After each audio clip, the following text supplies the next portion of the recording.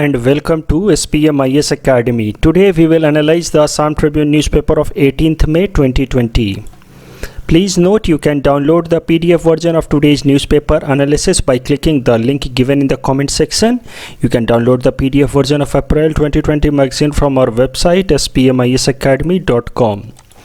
You can also log on to our online portal online.spmisacademy.com to access some of our freely available video lectures, and we request you all to join our WhatsApp group through the link given in the description section for more updated study materials. This is the list of the topics that we will cover from today's newspaper, and the first article is taken from editorial segment. It is about reforms in agriculture sector, and this topic is important from our syllabus paper for Indian economy point of view. So this article talks about recent reforms announced by Finance Minister Nirmala Sitharaman for farming sector, and some of the important initiatives are these. So जो सबसे पहला important announcement किया है finance minister जी ने, that is setting up of a fund of rupees 1 lakh crore to finance agriculture infrastructure projects like cold storage facilities. Second, rupees 10,000 crore scheme to promote the formalization of micro food enterprises. Third, pre-sowing contracts for farmers. And fourth, amendments to Essential Commodities Act of 1955. जो सबसे पहला initiative है उसको ज़रा detail में समझते हैं. 1 lakh crore fund to finance agriculture infrastructure projects like cold storage facilities. इससे फ़ायदे क्या होंगे उनको ज़रा समझते हैं. देखो, मान लो कोई हमारा इंडियन फार्मर है और वो इस तरह की कोई भी पेरिसेबल आइटम को उगाता है, जैसे टोमेटोज़ उगाता है. वो एक पेरिसेबल आइटम है, मतलब अगर इसको ढंग से स्टोर करके नहीं रखा गया तो वो जल्दी ही ख़राब हो जाता है. तो अब ऐसे हालात में इस फार्मर के पास जो पेरिसेबल आइटम्स ग्रो करता है उसके पास दो ऑप्शन हैं. या तो वो अपना फूड प्रोडक्ट जल्दी से जल्दी किसी एक मिडिल मैन को बेच दे जो उससे ये सामान खरीद के और शहरों में ले जा कर के फिर रिटेल कस्टमर्स को बेचाए. बट इसके अंदर एक प्रॉब्लम है, इस अप्रोच में एक प्रॉब्लम है that the middle man take away larger amount of profit, और इस फार्मर को बहुत ज़्यादा रेम्यूनरेशन नहीं मिलता है, रिटर्न नहीं मिलता है उसके फूड क्रॉप पे. एट द सेम टाइम ये मिडिल मैन महंगे दामों में जब वो प्रोडक्ट को शहरों में बेचता है तो जो एंड कंज्यूमर्स होते हैं हमारे आपके जैसे, उनके लिए फूड इन्फ्लेशन के रूप में ये प्रॉब्लम दिखाई देती है. We have to pay larger amount for the same product that we could have availed or accessed if we had brought directly from the farmer. और दूसरा ऑप्शन ऑफ कोर्स इस फार्मर के पास है कि वो अपने इस फूड क्रॉप को जो पेरिसेबल आइटम है उसको प्रॉपर तरीके से स्टोर करके रखे कोल्ड स्टोरेज फैसिलिटी में जहाँ ये ख़राब ना हो, और ये खुद ही शहरों में जाए, रिटेल जो शॉप ओनर्स हैं या जो होल सेलर हैं उनके साथ नेगोशिएट करे और अपना फूड प्रोडक्ट वहाँ जा कर के बेचे. तो जो ये दूसरा ऑप्शन है of course it is beneficial for both farmers as well as for consumers like us. Farmers को बेहतर रिटर्न मिलेगा और हमारे जैसे कंज्यूमर्स के लिए फूड प्राइस कम आएगा, तो food inflation can be controlled. But this option has certain challenges. एक तो गांव के क्षेत्रों में इतनी कोल्ड स्टोरेज फैसिलिटीज़ ही नहीं हैं, तो फार्मर्स अपने पेरिसेबल आइटम्स को स्टोर करके रखेगा कहाँ. और दूसरा, farmers do not know how to sell their products in the urban market. उनको पता नहीं कि कहाँ जा कर के कैसे नेगोशिएट करना है. दूसरा, they do not have transportation facility, कैसे गांव के क्षेत्रों से ले जा कर के वो अर्बन एरियाज़ में अपना प्रोडक्ट बेच पाएंगे.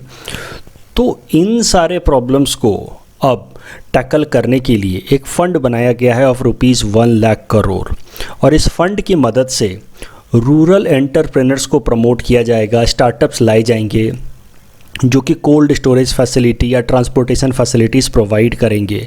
तो इससे फार्मर्स अपना फूड क्रॉप आराम से इन स्टार्टअप्स के कोल्ड स्टोरेज फैसिलिटीज़ में स्टोर कर सकता है. साथ ही साथ इनकी मदद से वो शहरों में अपना फूड क्रॉप को ट्रांसपोर्ट करा सकता है. और चूँकि ये रूरल एंटरप्रेनर्स या स्टार्टअप्स सेटअप किए जाएंगे with the help of the fund given by the government itself, so they will have to follow certain restrictions. ये इन लोगों को जो अपने सर्विसेज हैं वो उन फार्मर्स को सस्ते दामों पे प्रोवाइड करनी होगी. तो naturally with this rural entrepreneurs and startups providing cold storage facility, the first problem will be resolved. और उसके अलावा फार्मर प्रोड्यूसर्स ऑर्गेनाइजेशंस बनाए जाएंगे। मैं ऑलरेडी आपको बता चुका हूं that farmer producers organisations are like cooperative societies, जिसका एक एग्जांपल अमूल भी है, जहां पे कई सारे फार्मर्स मिल करके कोऑपरेटिव सोसाइटीज़ बनाते हैं। जो कोऑपरेटिव सोसाइटीज़ का काम होता है कि अपने फार्मर्स के ही प्रोडक्ट की प्रॉपर पैकेजिंग करे, ब्रांडिंग करे, मार्केटिंग करे और शहरों में जा कर के उसको बेहतर प्राइस में बेच सके। तो एक फार्मर के लिए शहरों में जाकर के नेगोशिएट करना और अपने प्रोडक्ट को सही दाम पे बेचना थोड़ा डिफ़िकल्ट है, लेकिन अगर फार्मर्स की अपनी ग्रुप बनाई जाए जिसको बोला जाता है फार्मर्स प्रोड्यूसर ऑर्गेनाइजेशन, जो ग्रुप काम करे in the direction of packaging, branding and marketing, then farmers can get good remuneration for their product and at the same time they can bypass the middle man. तो इस farmer producer organisations को और promote किया जाएगा। ऐसा नहीं है कि अभी तक हमारे देश में फार्मर्स प्रोड्यूसर ऑर्गेनाइजेशंस नहीं है, they are already functioning, but और भी ज़्यादा बनाए जाएंगे, इनको और बेहतर ट्रेनिंग दी जाएगी, इनकी कैपेबिलिटी बिल्ड की जाएगी और इस फार्मर प्रोड्यूसर्स ऑर्गेनाइजेशंस की मदद से जो दूसरा प्रॉब्लम है that farmers do not know how to sell their products in the urban market, इसको भी रिजॉल्व किया जा सकता है। जो दूसरा इनिशिएटिव है that is ₹10,000 crore scheme to promote the formalisation of micro food enterprises. तो इस तरह के कई सारे हमने देखे होंगे अनऑर्गेनाइज्ड माइक्रो फूड एंटरप्राइजेज, इस तरह के मोमोज़ वाले होते हैं, कोई समोसे वाला है, इस तरह के कई सारे रेडी वाले होते हैं जो अनऑर्गेनाइज तरीके से माइक्रो फूड एंटरप्राइजेज अपने चला रहे होते हैं छोटे लेवल पे। और चूँकि इनका प्रॉपर एक स्टैंडर्ड स्ट्रक्चर नहीं है, प्रॉपर सर्टिफिकेशन नहीं है और इस कारण से इनका ओवरऑल पोटेंशियल काफ़ी लिमिटेड रहता है, कई सारे कस्टमर्स इनको अवॉइड करते हैं। अगर इनके एक्टिविटी को फॉर्मलाइज कर दिया जाए तो नेचुरली इनका बिजनेस भी अपग्रेड हो सकता है और ज़्यादा से ज़्यादा लाइवलीहुड प्रोवाइड हो सकती है। तो इस जो फंड है 10,000 करोड़ का, इसके हेल्प से there will be formalisation of such micro food enterprises. The government will try to assist such unorganized enterprises in scaling up their food safety standards to earn the product certification and build brand value। तो proper एक standard set किया जाएगा और उसके हिसाब से इनको certificate दिया जाएगा और जो भी उस सर्टिफिकेट को अर्न करेगा नेचुरली उनकी एक ब्रांड वैल्यू बिल्ड होगी और इस तरीके से इनका ओवरऑल बिजनेस बिल्डअप होगा। और इन तरह की अनऑर्गेनाइज्ड माइक्रो फूड एंटरप्राइजेज धीरे धीरे they will become more developed and they will promote more and more employment generation।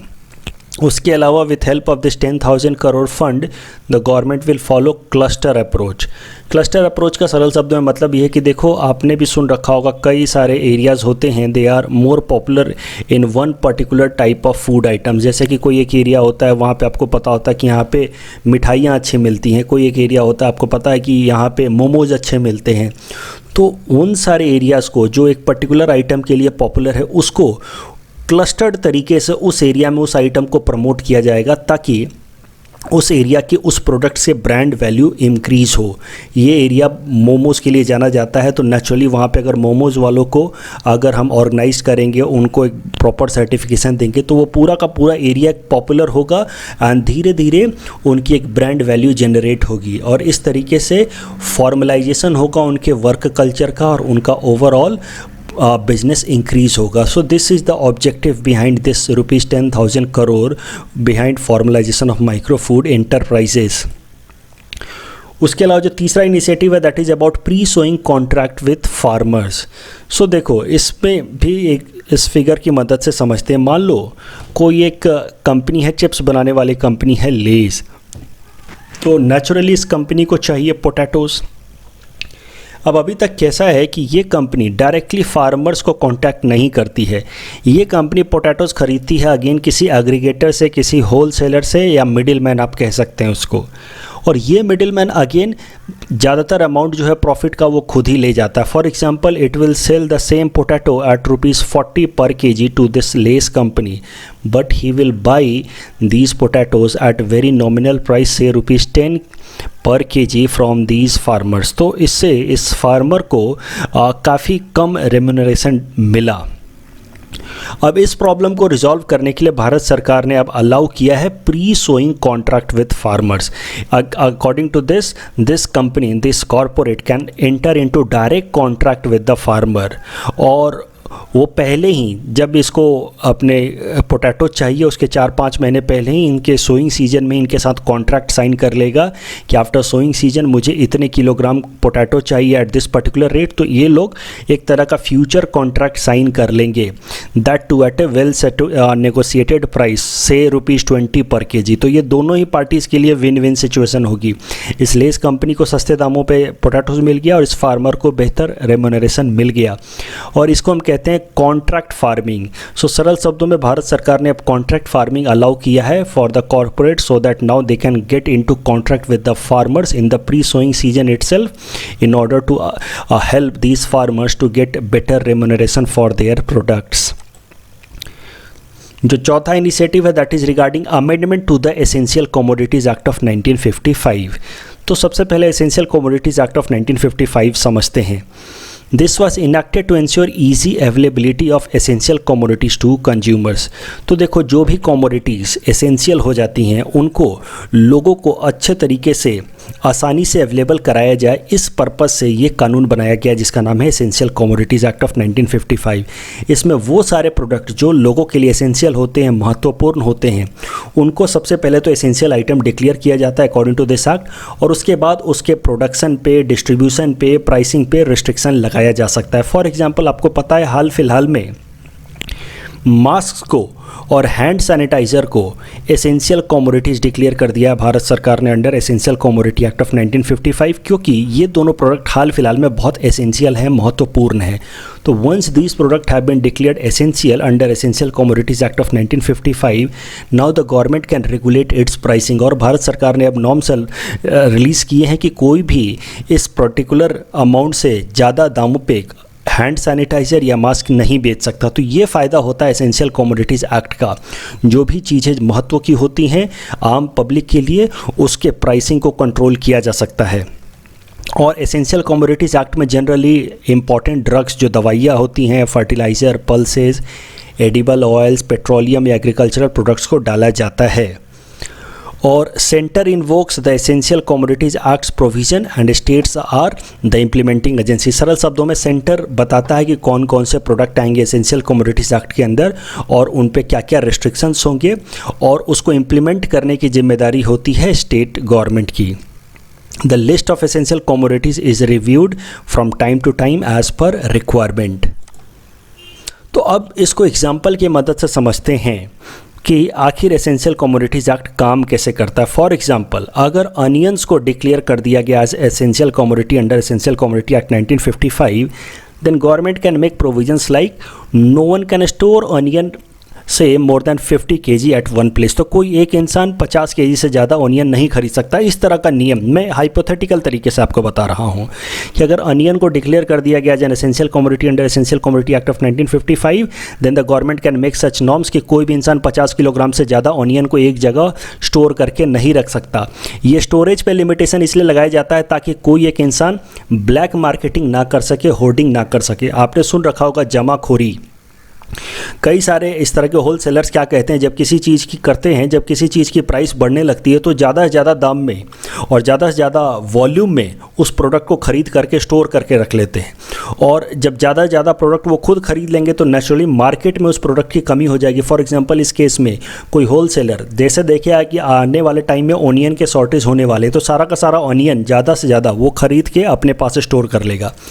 तो नेचुरली ऑनियन की शॉर्टेज वैसे भी होने वाली थी, और भी ज़्यादा शॉर्टेज हो जाएगी तो ऑनियन के प्राइस सूट अप कर जाएंगे, और जब ऑनियन के प्राइस सूट अप कर जाएंगे तो धीरे धीरे वो अपना जो भी स्टोर्ड ऑनियन है उसको बेचेगा और बहुत ज़्यादा फ़ायदा कमा लेगा। तो इसको कहते हैं जमाखोरी, ब्लैक मार्केटिंग, होर्डिंग। और ब्लैक मार्केटिंग और होर्डिंग से बचने के लिए भारत सरकार अनाउंस कर देती है किसी भी प्रोडक्ट को as an essential commodity under essential commodity act, और उसके स्टोरिंग लिमिट पे एक रेगुलेशन लगा देती है। जैसे इस एग्जांपल में हमने देखा कि 50 किलोग्राम का रिस्ट्रिक्शन लगा दिया गया ऑन अनियन। हो सकता है कि भारत सरकार उसके प्राइस पे भी रिस्ट्रिक्शन लगा दे कि कोई भी इंसान इसको 50 रुपीज़ पर केजी से ज़्यादा प्राइस पे नहीं बेचेगा। तो इस तरीके से एसेंशियल कमोडिटीज़ एक्ट काम करता है। लेकिन अब जरा देखते हैं कि आखिर हाल फिलहाल में एसेंशियल कमोडिटीज एक्ट से रिलेटेड क्या चेंजेस लाए गए हैं। इसको समझने के लिए हमें समझना होगा हाल फिलहाल का एक एग्जांपल। देखो सितंबर 2019 में यानी कि पिछले साल ही because of heavy rain about 1/4 of the onion crops were damaged. तो अनियंस की शॉर्टेज हो गई थी इंडियन मार्केट के अंदर, फूड मार्केट के अंदर। जब अनियंस की शॉर्टेज होने लगी तो भारत सरकार ने अनियन को डिक्लेयर कर दिया as an essential commodity under essential commodity act और उसके स्टोरेज पे लिमिटेशन लगा दिया, ब्लैक मार्केटिंग और होर्डिंग पे लिमिटेशन लगा दिया। But according to economic survey 2020 जो इस साल फरवरी 2020 में पब्लिश हुआ, उसके हिसाब से ये जो स्टेप लिया भारत सरकार ने of declaring onion as an essential commodity under essential commodity act of 1955, इससे आम लोगों को और भी ज़्यादा परेशानी हुई। Rather than helping the people with supply of onion in this case, there was more volatility in the price of onion because of onion getting declared as an essential commodity under Essential Commodity Act। तो जरा सा समझते हैं आखिर कैसे एक किसी product को एसेंशियल कमोडिटी डिक्लेयर कर देने से कैसे उसकी प्राइस में ज़्यादा वॉलेटिलिटी आ सकती है। तो इसको समझने के लिए हमें एक overall in general supply chain देखना होगा। देखो कैसे एक सप्लाई चेन काम करता है। एक अनियन फार्मर है, उससे होलसेलर खरीदता है अनियन, फिर उससे रिटेलर्स खरीदते हैं वही अनियन, और उससे फिर हम और आप जैसे कंज्यूमर्स अनियन खरीद के कंज्यूम करते हैं। तो ये एक बेसिक सप्लाई चेन। अब अगर इस होल सेलर पे लिमिटेशन लगा दिया जाए कि आप 50 किलोग्राम से ज़्यादा अनियन खरीद ही नहीं सकते, स्टोर कर ही नहीं सकते, तो नेचुरली ये कई सारे जो होल सेलर हैं उनके ऊपर लिमिटेशन लग जाएगा कि वो ज़्यादा नहीं स्टोर करके रख सकते। तो वैसे हालात में ये जो पूरा का पूरा सप्लाई चेन है ये कमज़ोर हो जाता है। जब होल सेलर के पास हो सकता है कि अनियन की कमी हो जाए क्योंकि वो एक लिमिट से ज़्यादा स्टोर करके नहीं रख सकता। तो जब होल सेलर के पास अनियन की कमी हो जाएगी तो रिटेलर के पास कमी होगी, और जब ओवरऑल मार्केट में अनियन की कमी होगी तो कंज्यूमर्स को प्रॉब्लम फेस करना पड़ेगा। जब सप्लाई कम होगा तो नेचुरली प्राइस सूट अप करेगा। So this led to volatility in onion price. तो rather than helping with curbing the price volatility, this essential commodity act led to more volatility। ऐसा analysis करके बताया इकोनॉमिक सर्वे 2020 ने। Wholesalers were not allowed to store large amount of onions and thus there was shortage of supply of onions and this led to further increase in price for consumers and wastage of onions for farmers। तो एक तरफ यहाँ पे consumers के पास onion पहुँच नहीं पा रहा है और दूसरी तरफ फार्मर्स के पास अभी भी ऑनियन एक्सेस में पड़ा हुआ था। Despite onion crops getting wasted, farmers के पास अभी भी ऑनियंस बचे हुए थे।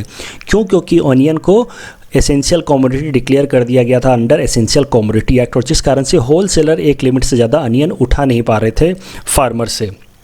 So the supply chain led to volatility. So this problem was analyzed by Economic Survey 2020 और उन्होंने कहा, फिर उन्होंने प्रॉपर एक चैप्टर डिवोट किया इस प्रॉब्लम के ऊपर, चैप्टर नंबर 4, जिसका टाइटल है undermining market when government intervention hurts more than it helps.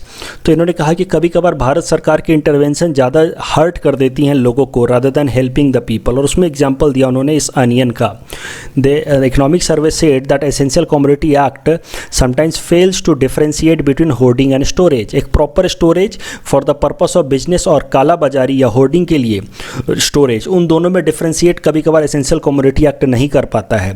It also disincentivises the development of storage facilities.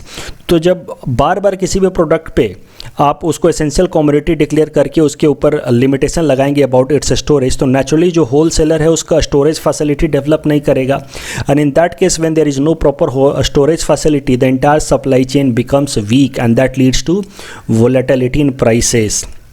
उसके अलावा the act's provision do have scope for over zealous bureaucracy. ये statement मैंने as it is लिया economic survey से, तो आप इसको अपने आंसर राइटिंग में ऐसे ही लिख सकते हैं। The act's provision do have scope for an over zealous bureaucracy to harass even an honest exporter who may have paid fair price to the farmer and stocked the produce for shipment overseas.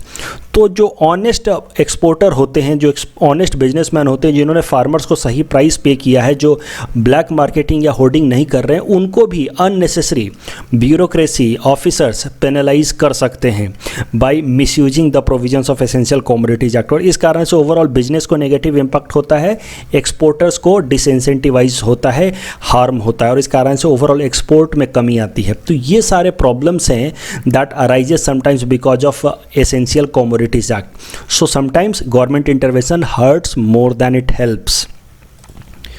Or considering the suggestion of Economic Survey 2020, the government has brought some reforms in Essential Commodities Act of 1955, and in the latest reform जिसके बारे में हम बात कर रहे हैं, जिसके basis पर हम ये आर्टिकल कवर कर रहे हैं, तो भारत सरकार ने डीरेगुलेट कर दिया है cereals, pulses, oil seeds, edible oil, onion and potato को। तो earlier all these food crops were regulated under essential commodities act, अब उनको डीरेगुलेट कर दिया है, मतलब इनके स्टोरेज पे और प्राइसिंग पे अभी के लिए कंट्रोल उठा लिया है।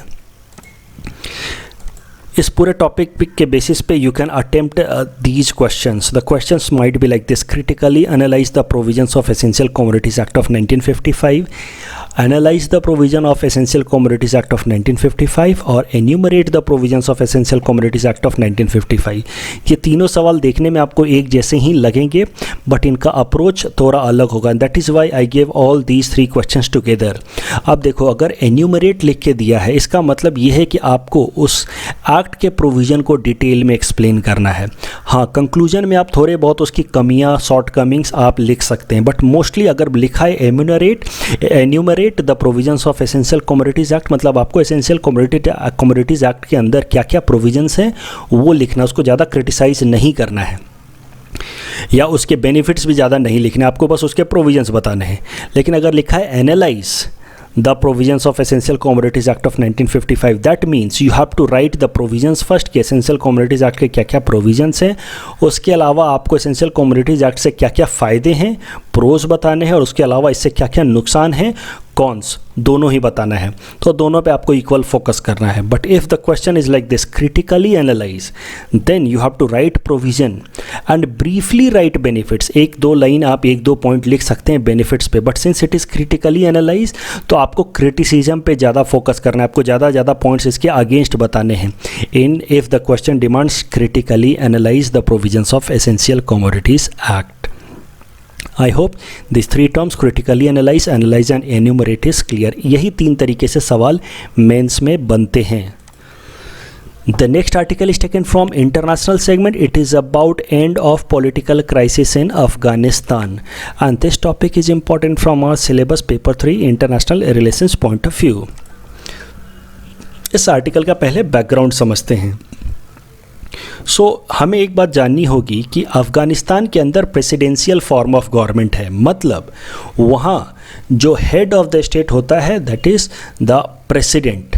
जैसे हमारे यहाँ पे पार्लियामेंट्री फॉर्म ऑफ गवर्नमेंट है, तो हमारे यहाँ पे जो सरकार एग्जीक्यूटिव्स को लीड करते हैं वो चीफ एग्जीक्यूटिव होते हैं, वो प्रधानमंत्री होते हैं। जो मेन एग्जीक्यूटिव डिसीजंस लिए जाते हैं वो प्रधानमंत्री द्वारा लिए जाते हैं, because we have parliamentary form of government. But those countries who have presidential form of government, वहाँ पे जो हाईएस्ट एग्जीक्यूटिव्स होता है, जो सारे प्रैक्टिकल एग्जीक्यूटिव डिसीजंस लेते हैं, वो होता है प्रेसिडेंट। फॉर एग्जाम्पल यूएस के अंदर प्रेसिडेंशियल फॉर्म ऑफ गवर्नमेंट है, तो they have president. Likewise Afghanistan has presidential form of government, they do not have a post of prime minister. और इस हाईएस्ट एग्जीक्यूटिव बॉडी के लिए, यानी कि प्रेसिडेंट पोस्ट के लिए इलेक्शन कराया गया था अफगानिस्तान के अंदर इन सितंबर 2019। वैसे तो there were 18 candidates for this election, but there were 2 main contenders. One was Ashraf Ghani, जो उस टाइम के एग्जिस्टिंग प्रेसिडेंट थे, जो दूसरे टर्म के लिए इलेक्शन कंटेस्ट कर रहे थे, and his main opposition rival was Abdullah. और एक बात आपको ध्यान रखनी है कि according to the constitution of Afghanistan, एक कैंडिडेट 2 बार एट मैक्स 2 टर्म के लिए प्रेसिडेंट रह सकता। तो अशरफ घानी 1 टर्म प्रेसिडेंट रह चुके थे और दूसरे टर्म के लिए वो इलेक्शन कंटेस्ट कर रहे थे। ये इलेक्शन सितंबर में हुआ और रिजल्ट फरवरी 2020 में पब्लिश किया गया बाय द इलेक्शन कमीशन। और इस रिजल्ट के हिसाब से Ashraf Ghani was declared elected with 50.6% votes, जबकि Abdullah was declared lost and he secured only 39.5% vote. लेकिन अब्दुल्ला ने इस रिज़ल्ट को मानने से इनकार कर दिया। उन्होंने कहा कि इस इलेक्शन के अंदर कुछ रिगिंग हुई है, कुछ बेईमानी हुई है, कुछ जालसाजी हुई है। उन्होंने कहा कि आखिर क्या कारण है कि इलेक्शन कमीशन ने 4 महीने लिए in order to release the result.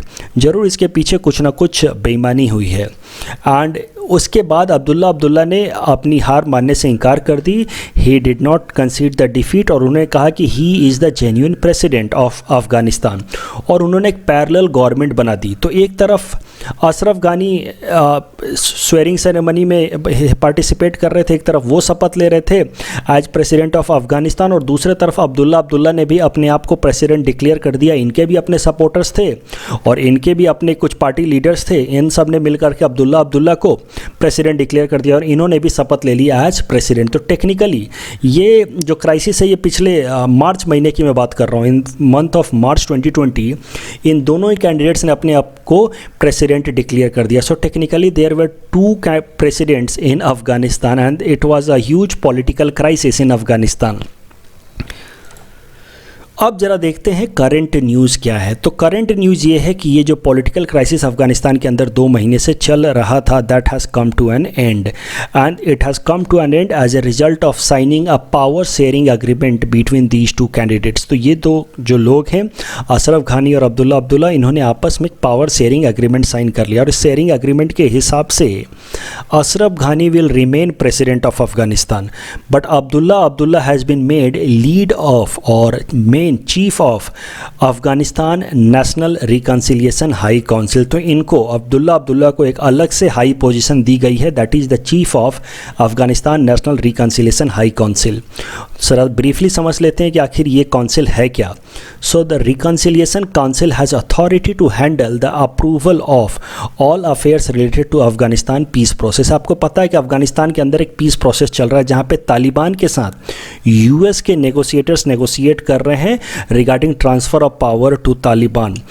तो ये पूरा का पूरा पीस प्रोसेस चल रहा है। सरल शब्दों में तालिबान के साथ नेगोशिएशन चल रहा है जिसमें अफ़गानिस्तान गवर्नमेंट भी एक पार्टी है। तो ये जो काउंसिल है ऑफ अफ़गानिस्तान गवर्नमेंट, इस काउंसिल के अप्रूवल के बाद ही कोई भी पीस एग्रीमेंट तालिबान के साथ फाइनलाइज हो सकता है। That is the significance. तो एक तरीके से ये जो पोस्ट है the chief of Afghanistan national reconciliation high council, ये भी अपने आप में बहुत सिग्निफिकेंट पोस्ट है क्योंकि जो इस पोस्ट को होल्ड करेगा वो तालिबान के साथ डायरेक्ट नेगोशिएट करेगा और वो उसके अप्रूवल के बाद ही तालिबान के साथ पीस प्रोसेस आगे बढ़ाई जा सकती है। सो इस तरीके से ये जो पॉलिटिकल क्राइसिस चल रहा था इस कंट्री के अंदर, that has now been defused. The next article is taken from economy segment. It is about 5th dose of economic booster and this topic is important from our syllabus paper for Indian economy point of view. So news article ये है that the 5th and final tranche of Atmanirbhar Bharat Abhiyan stimulus package has been announced by finance minister Nirmala Sitharaman. तो Monday रात 8 बजे प्रधानमंत्री मोदी जी ने formally announce किया initiative of Pradhan Mantri Atmanirbhar Bharat Abhiyan और फिर उन्होंने कहा कि finance minister will announce series of packages under this Atmanirbhar Bharat Abhiyan. और इसको फॉलो करते हुए निर्मला सीतारमन जी ने पिछले 5 दिनों में कई सारे इनिशिएटिव्स अनाउंस किए हैं for the purpose of revival Indian economy. और उसका जो लास्ट लेग है, जो लास्ट राउंड ऑफ इनिशिएटिव्स हैं, उसको कल निर्मला सीतारमन जी ने अनाउंस किया, that is the 5th and the final tranche of आत्मनिर्भर भारत अभियान स्टिमुलस पैकेज। तो जरा सा देखते हैं कि कल फाइनेंस मिनिस्टर ने क्या क्या अनाउंसमेंट किए हैं। Let us cover it sector by sector wise. तो हेल्थ सेक्टर के लिए अनाउंसमेंट ये है that public expenditure on health will be increased. So overall अभी भी हमारा public expenditure on health is very less, उसको अब ओवरऑल बढ़ाया जाएगा and more health and wellness centre in rural and urban areas will be created. उसके अलावा infectious disease hospitals, एक स्पेशल तरीके की हॉस्पिटल्स बनाई जाएंगी और टेस्टिंग स्लैब्स बनाई जाएंगी जिसका मेन पर्पस होगा कि इन्फेक्शियस डिजीज़ जैसे कोरोना वायरस है उसको कंट्रोल करें and such infectious disease hospitals will be created in all districts of India. जो दूसरा प्रोविज़न है that is related to disinvestment. So ये बहुत इंपॉर्टेंट, इसको ज़रा ध्यान से आप देखते हैं। जितने भी हमारे पब्लिक सेक्टर फर्म्स हैं, पब्लिक सेक्टर इंटरप्राइजेस हैं, PSUs हैं, उनको 2 कैटेगरी में बांटा जाएगा, स्ट्रैटेजिक एंड नॉन स्ट्रैटेजिक। और जो भी नॉन स्ट्रैटेजिक सेक्टर्स हैं उन सबको प्राइवेटाइज़ किया जाएगा और जो स्ट्रैटेजिक सेक्टर्स हैं उनके अंदर भी सिर्फ 4 पब्लिक सेक्टर अंडरटेकिंग्स या पीएसयूज रखी जाएंगी, बाकी सबको प्राइवेटाइज कर दिया जाएगा। तो सरल शब्दों में मान लो बैंक को बोला गया कि it is a strategic sector, तो बैंक के अंदर अब बस 4 पब्लिक सेक्टर अंडरटेकिंग्स या पब्लिक सेक्टर बैंक्स रहेंगे, बाकी सबको प्राइवेटाइज कर दिया जाएगा। तो अभी भी ये अनाउंस नहीं किया है भारत सरकार ने कि कौन कौन से सेक्टर स्ट्रैटेजिक होंगे, कौन कौन से नॉन स्ट्रैटेजिक होंगे, बट ये जो अनाउंसमेंट है वो अपने आप में एक मेजर अनाउंसमेंट है। इससे एक बात तो पता चल गई कि आने वाले टाइम में कई सारे पीएसयूज अब डिसइन्वेस्ट किए जाएंगे और प्राइवेटाइज किए जाएंगे। सो एक बार ज़रा सा ब्रीफली डिसइन्वेस्टमेंट और प्राइवेटाइजेशन के बीच का अंतर भी समझ लेते हैं। देखो, किसी भी कंपनी के अंदर अगर मेजॉरिटी ऑफ शेयर्स भारत सरकार होल्ड कर रही है in the name of president of India, then that company is known as public sector undertaking. Majority of shares का मतलब मोर देन 50% ऑफ शेयर्स।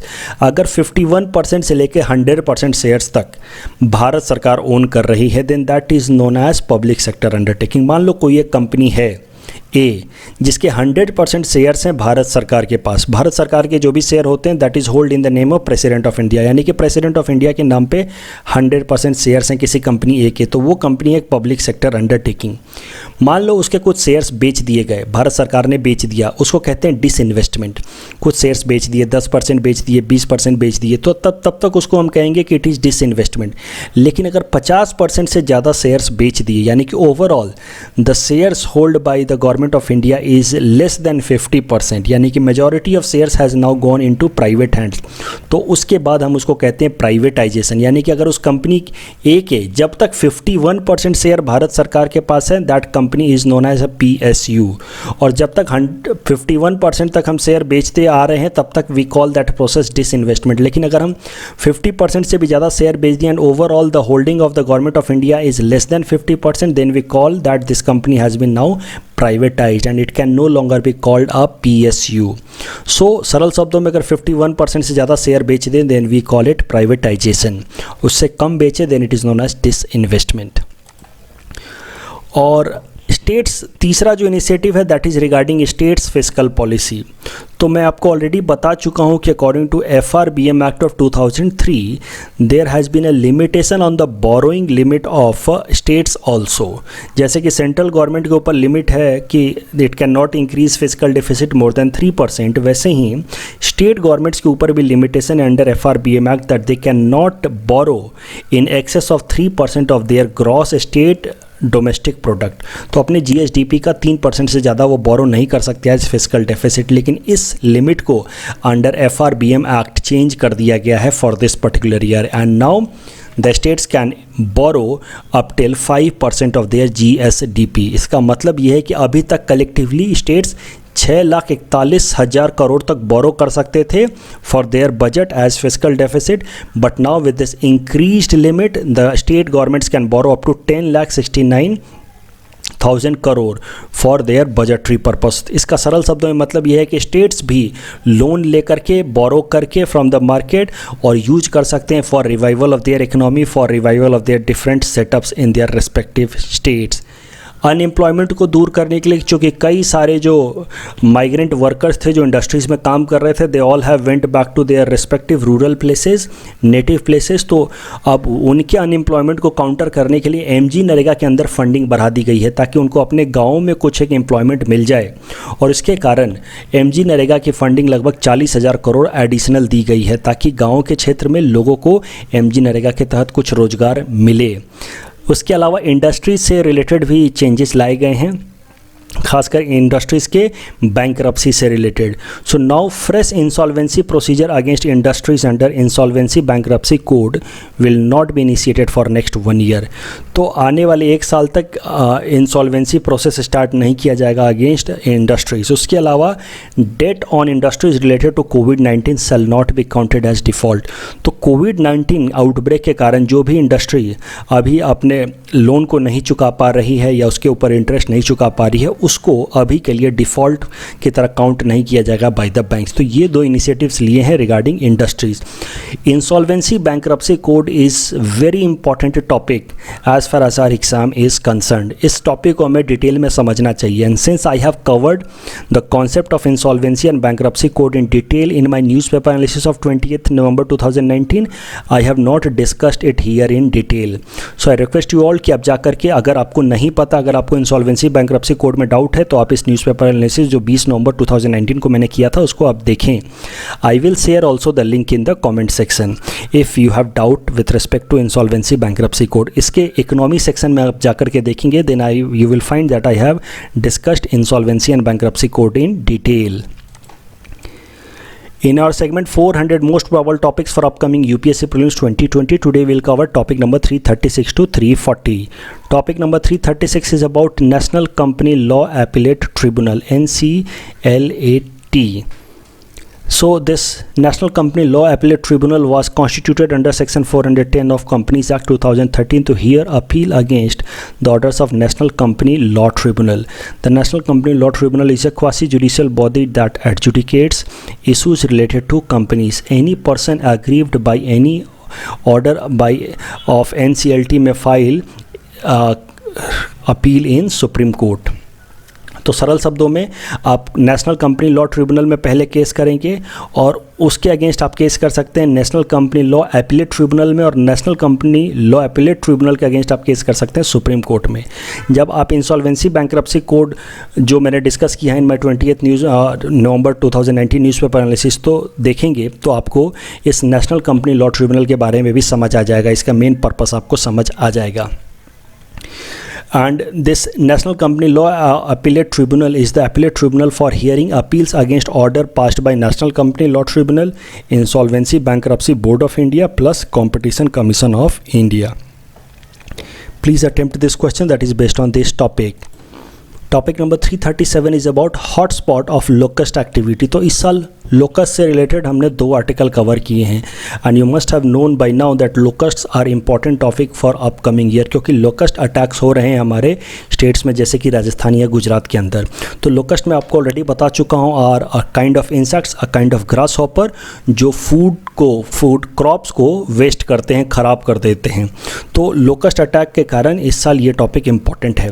तो इससे रिलेटेड कुछ फैक्चुअल इन्फॉर्मेशन देखते हैं। The food and agriculture organisation FAO of United Nations identifies hotspots that threatens or the hotspots of threatening locust activity. The FAO is currently has identified 3 hotspots of threatening locust activity, मतलब वो area जहाँ पे locust activities threatening level पे पहुँच चुका है। And these are Horn of Africa, Red Sea area and South West Asia। इन तीनों जगहों पे अभी locust activity threatening level पे पहुँच चुका है according to FAO. Please attempt this question that is based on this topic.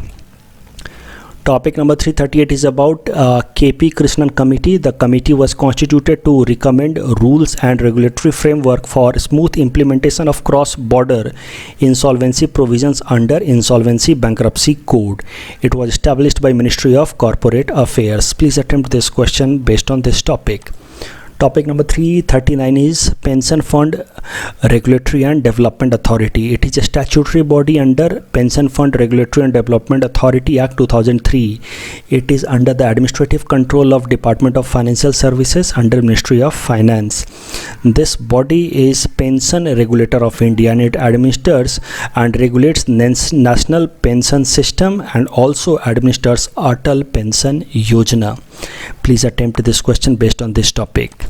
Topic number 340 is National Financial Reporting Authority. तो आप सबको पता है कि कई सारे बैंक फ्रॉड्स के केसेस आए हैं इस साल, तो इस कारण से अब भारत सरकार ने फाइनेंशियल रिपोर्टिंग के थोड़े से प्रोविजंस को चेंज करने का फैसला लिया है। The union cabinet has approved the proposal for establishment of national financial reporting authority. एक स्पेशल अथॉरिटी बनाई जाएगी and creation of this authority was one of the key changes brought by companies act of 2013। तो companies act 2013 amendment में ही इस authority के बारे में बोला गया था कि ऐसी अथॉरिटी बनाई जानी चाहिए, लेकिन अभी तक ऐसी बनाई नहीं गई थी। अब यूनियन कैबिनेट ने फैसला लिया है कि ऐसी एक कमिटी, एक ऐसी अथॉरिटी बनाई जाएगी and national financial reporting authority will act as an independent regulator for auditing professions.